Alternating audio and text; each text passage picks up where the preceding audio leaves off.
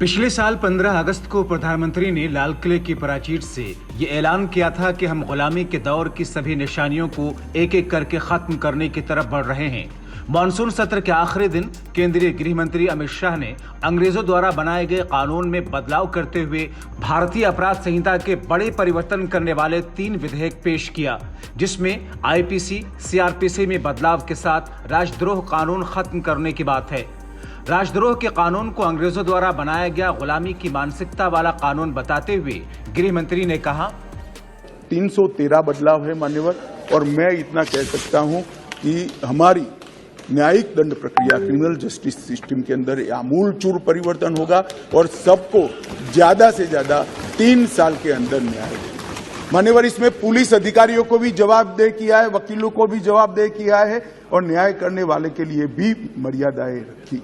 इसमें महिलाओं का और बच्चों का विशेष ध्यान दिया गया है। अपराधियों को सजा हो, इसकी चिंता की गई है और पुलिस अपने अधिकारों का दुरुपयोग न कर पाए, ऐसा भी किया। इसके अंदर राजद्रोह जैसे कानूनों को एक और हम निरस्त कर रहे हैं, तो दूसरी ओर धोखा देकर महिला का शोषण करने वाले और मॉब लिंचिंग जैसे जघन्य अपराध करने वालों को दंडित करने का भी इरादा है। गृह मंत्री अमित शाह ने कहा, पिछले साल प्रधानमंत्री मोदी ने देश से वादा किया था कि देश आजादी के 75 साल पूरे होने पर गुलामी की सभी पुरानी निशानियों को पीछे छोड़ देगा। आज मैं 3 दंड संहिताओं को हमेशा के लिए बदलने वाला विधेयक सदन के पटल पर रख रहा हूं। ये तीनों विधेयक हमारे 5 प्रण में से एक प्रण को पूरा करने वाला है।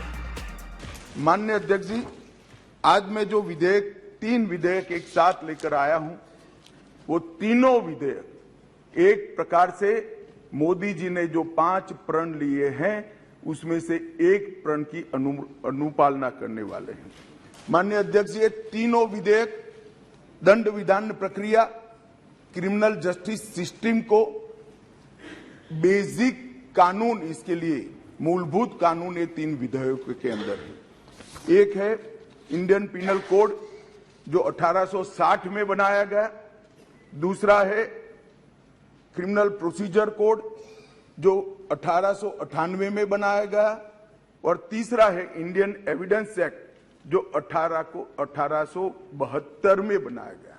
1860, 1898 और 1872 में अंग्रेजों द्वारा बनाए गए, अंग्रेजों की संसद के द्वारा पारित किए गए ये तीनों कानूनों को समाप्त कर आज हम तीनों नए कानून पुरस्कृत करने के लिए मैं आया हूं। लोकसभा में अमित शाह ने चर्चा के लिए भारतीय न्याय संहिता विधेयक 2023, भारतीय साक्ष्य विधेयक 2023, भारतीय नागरिक सुरक्षा संहिता विधेयक पेश करते हुए कहा कि 1860 से 2023 तक देश की आपराधिक न्याय प्रणाली अंग्रेजों द्वारा बनाए गए कानून के मुताबिक काम करती रही। अगर 3 कानून बदल जाएंगे तो देश में आपराधिक न्याय प्रणाली में बड़ा बदलाव होगा। यानी कि इन तीनों बिल के पास होने के बाद भारत में आईपीसी की जगह भारतीय न्याय संहिता 2023, सीआरपीसी की जगह भारतीय नागरिक सुरक्षा संहिता 2023 और एविडेंस एक्ट की जगह भारतीय साक्ष्य अधिनियम 2023 प्रभाव में आ जाएगा।